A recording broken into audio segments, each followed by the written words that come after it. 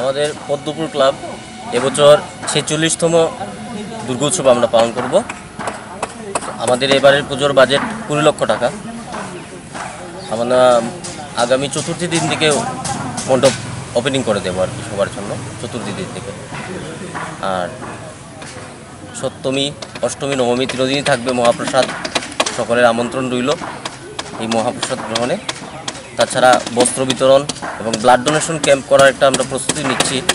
মানে মহালয়ার দিনটাতে, মহালয়ার সন্ধ্যার সময় থাকবে একটা আগমনী অনুষ্ঠান, দেবীর আগমনী অনুষ্ঠান। সব মিলিয়ে বেশ জমজমাট অনুষ্ঠান হবে। আমাদের এবারের পুজোর থিম অরণ্যকন্যা, বাজেট 17 লক্ষ টাকা। আর প্যান্ডেল মিস্ত্রি এসছেন আমাদের দুভাগে এসছেন, যারা স্ট্রাকচার মিস্ত্রি তারা এসছেন নবদ্বীপ থেকে, আর যারা মডেল করছেন তারা এসছেন পূর্ব মেদিনীপুর থেকে। পুজোর সময় আমাদের অর্কেস্ট্রা থাকবেন, মানে জলসার একটা আয়োজন আছে। প্রত্যেক বছর আমরা করি, এই বছর আমরা করব, এটা আমরা স্থির করেছি। বাজেট কত আপনাদের? বাজেট 17 লক্ষ টাকা। কততম বছর এটা আমাদের 12তম বর্ষ।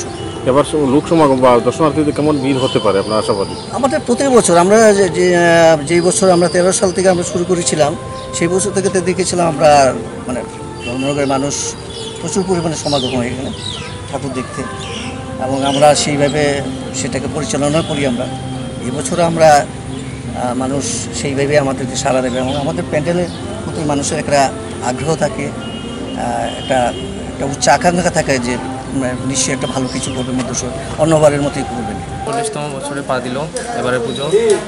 আমাদের পুজোর বাজেট হচ্ছে এবার 11.5 লাখ টাকার বাজেট। আবার আমাদের পুজোর থিম হচ্ছে স্বপ্নের ভুবন, যেটা আমাদের প্লাস্টিক বর্জন, বৃক্ষ নিধন, মানে জৈব মানে রাসায়নিক জৈব এগুলো বর্জন, কীটনাশক বর্জন, এগুলোর মাধ্যমে আমাদের প্যান্ডেল এবং আলোকসজ্জা এবং সাউন্ডের মাধ্যমে আমরা তুলে দেবো। আমরা সম্ভবত চতুর্থীর দিন প্যান্ডেল খুলে দেবো।